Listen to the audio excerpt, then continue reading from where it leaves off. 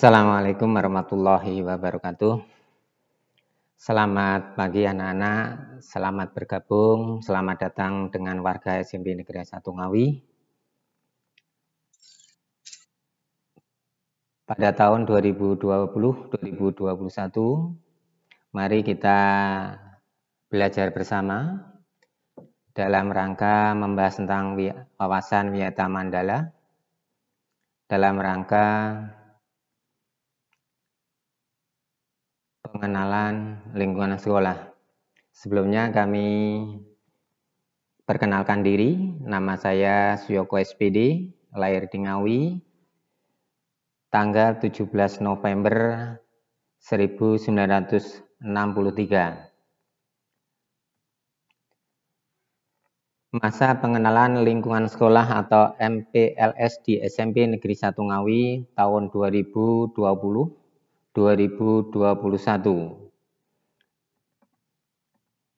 Mari anak-anak yang berbahagia, kita belajar bersama tentang wawasan Wiyata Mandala.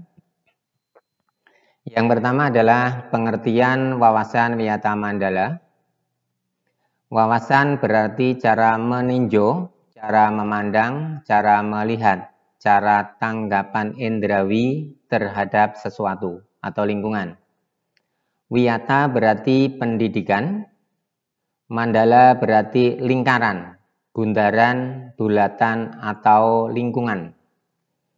Sehingga wawasan Wiyata Mandala adalah cara memandang sekolah sebagai lingkungan pendidikan dan pembelajaran. Sekolah sebagai lingkungan pendidikan dan pembelajaran, maka sekolah mengemban misi pendidikan. Oleh karena itu, sekolah tidak boleh digunakan untuk tujuan-tujuan lain di luar bidang pendidikan. 2. Sekolah harus benar-benar menjadi ciri khas masyarakat belajar di dalamnya. 3. Sekolah terus-menerus menggali, mengenal, memahami, menyadari, menguasai, menghayati, dan menyampaikan nilai-nilai positif yang ada pada sekolah. Sekolah menjadi suri teladan masyarakat sekitarnya karena misi pendidikannya itu. Bagaimana cara mewujudkan wawasan Wiyata Mandala? Itu adalah terdiri dari 5 komponen penting, anak-anak. Yang pertama adalah peran kepala sekolah. Yang kedua adalah peran guru. Ketiga adalah peran sivitas akademika. 4. Peran murid. 5. Peran masyarakat sekitar. Ini adalah selanjutnya struktur organisasi yang ada di SMP Negeri 1 Ngawi. Mari kita lihat peran masing-masing daripada 5 komponen tersebut. Yang pertama, peran kepala sekolah. A. Berwenang dan bertanggung jawab penuh terhadap penyelenggaraan pendidikan di lingkungan sekolah. Perlu diketahui Bapak Kepala Sekolah ini adalah sebagai ujung tombak mau dibawa kemana sekolahan ini. B. Kepala sekolah dihormati dan berwibawa. Artinya, siapapun yang berkepentingan dengan sekolah harus melalui kepala sekolah. Semua aparat sekolah tidak boleh bertindak sendiri-sendiri, melainkan atas seizin kepala sekolah.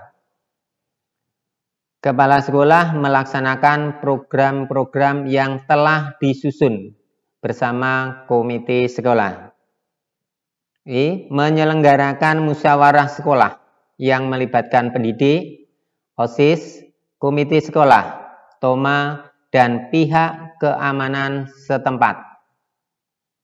Berikutnya lagi, kepala sekolah menertibkan lingkungan sekolah, baik yang berbentuk sarana maupun peraturan atau tata tertib. Yang G, mengadakan rapat koordinasi yang bersifat insidentil intern antara guru, wali murid maupun siswa. H. Menyelenggarakan kegiatan yang dapat menunjang kegiatan sekolah seperti PKS, pramuka, PMR, keagamaan, kesenian, dan lain-lain. Sekarang komponen yang kedua, Nana. Peran guru. A. Menjunjung tinggi martabat dan citranya, baik sikap dan tingkah lakunya. B. Menjadi tauladan di masyarakat atau disebut dengan pamong. C. Guru harus mampu memimpin baik di lingkungan sekolah maupun di luar lingkungan sekolah. Yang D. Digugu dan ditiru, artinya adalah dipercaya oleh diri sendiri dan warga sekolah. Komponen yang ketiga, peran civitas akademika. A. Tata usaha harus mendukung kepentingan administrasi dalam rangka proses belajar mengajar di sekolah. Yang B. Perangkat sekolah yang lain seperti pegawai, satpam, tukang kebun, dan piket, dan lain-lain harus melaksanakan hak dan kewajibannya sesuai bidang tugas masing-masing. Yang C. Semua warga sekolah menjalin rasa persaudaraan demi kenyamanan warga sekolah. Komponen yang keempat, nah ini peranan anak-anak yang kami banggakan adalah peranan murid. Tolong disimak yang baik. Peranan murid yang A. Mentaati tata tertib yang berlaku di sekolah tanpa kecuali. Nanti anak-anak setiap ruangan, setiap kelas masing-masing ada tata tertib. B. Hormat dan sopan kepada guru dan warga sekolah yang lain. C. Hormat dan sopan kepada teman. D. Belajar yang tekun. Yang E. Menyelesaikan tugas yang diberikan oleh guru. Yang F. Menjaga nama baik keluarga dan sekolah dimanapun berada. G. Menjauhi narkoba, tawuran, dan sebagainya. H. Menjaga dan memelihara fasilitas belajar dan mengajar. Ini mohon anak-anak kita juga handarbeni barang-barang yang ada di sekolah. I. Menjaga keamanan sekolah. I. Melaporkan peristiwa negatif yang terjadi di sekolah kepada OSIS, guru, wakil kepala sekolah, BP, atau ke kepala sekolah. K. Memelihara lingkungan sekolah. Itu adalah peran dari murid. Sekarang komponen yang kelima, bagaimana peranan masyarakat. A. Mendukung program dan kebijakan sekolah dalam rangka pemajuan proses belajar mengajar. Yang B. Memberi saran dalam pemajuan proses belajar dan mengajar. C. Ikut menjaga keamanan lingkungan sekolah. D. Mengadakan kerjasama dengan pihak sekolah melalui komite sekolah. Sekolah sebagai kawasan wisata Mandala, maka kita tidak asing lagi dengan 7K. Ini anak-anak kunci pokok sekolah sebagai kawasan wisata Mandala. Di sini ada pendukung adiwiyata, maka dengan 7K insya Allah kita akan menjadi sekolah ramah anak. 7K tadi dari 1 keamanan dan kenyamanan, 2 kekeluargaan, yang ketiga adalah kedisiplinan, 4 kerindangan, 5 kebersihan, 6 keindahan, dan 7 ketertiban. Penggunaan sekolah. Sekolah sebagai lembaga pendidikan, maka sekolah tidak boleh digunakan untuk A. promosi dan penjualan produk yang tidak ada hubungannya dengan pendidikan. B. Tempat penyebaran aliran sesat dan penyebaran ajaran agama tertentu yang bertentangan dengan undang-undang. C. Propaganda politik atau tempat berkampanye. Yang D. Syuting film atau sinetron tanpa izin Pemda. E. Kegiatan yang dapat menimbulkan kerusakan, perselisihan, sehingga suasana sekolah menjadi tidak kondusif. Anak-anak, mekanisme pelaksanaan Wiyata Mandala saya terbagi menjadi dua. Yang pertama adalah tahap preventif yang terdiri dari satu, memelihara sekolah melalui 7K yang tadi sudah kita bahas. Yang dua, menciptakan suasana harmonis antar warga sekolah. Tiga, membentuk jaring pengawasan atau razia. Ini biasanya adalah ada tim. Suatu contoh, di SMP Negeri 1 Ngawi, anak-anak tidak boleh membawa HP. Apabila ada yang membawa HP, maka akan kena razia. Dan biasanya setiap periodik akan dirazia oleh tim.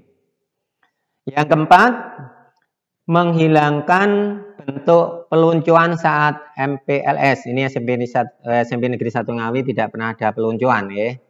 5. Mengisi jam kosong dengan kegiatan ekstrakurikuler. Anak-anak, nanti di SMP Negeri 1 Ngawi banyak ekstrakurikuler. Nanti anak-anak bisa memilih sesuai dengan bakat anak-anak masing-masing.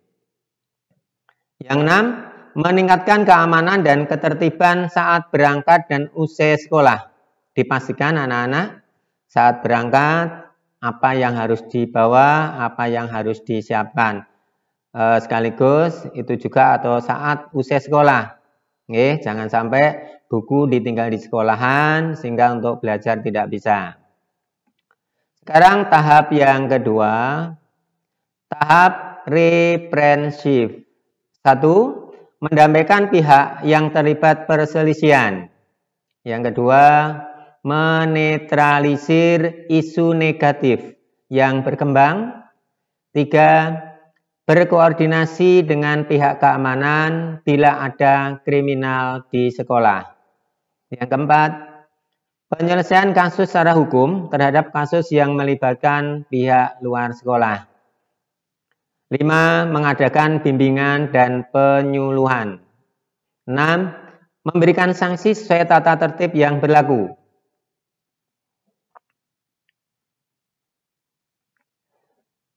Demikianlah anak-anak untuk kita belajar bersama antara Wawasan Wiyata Mandala. Pada akhirnya untuk menutup pertemuan kita, mari kita simpulkan bahwa dari uraian di atas ada dua kesimpulan. Yang pertama, agar tujuan pendidikan dan fungsi sekolah dapat terlaksana dengan baik, maka diperlukan pandangan yang sama dari seluruh warga mengenai sekolah sebagai lembaga pendidikan. 2. Wawasan Wiyata Mandala merupakan wawasan yang mengikat seluruh warga sekolah sebagai syarat wahana menuju tercapainya tujuan pendidikan nasional.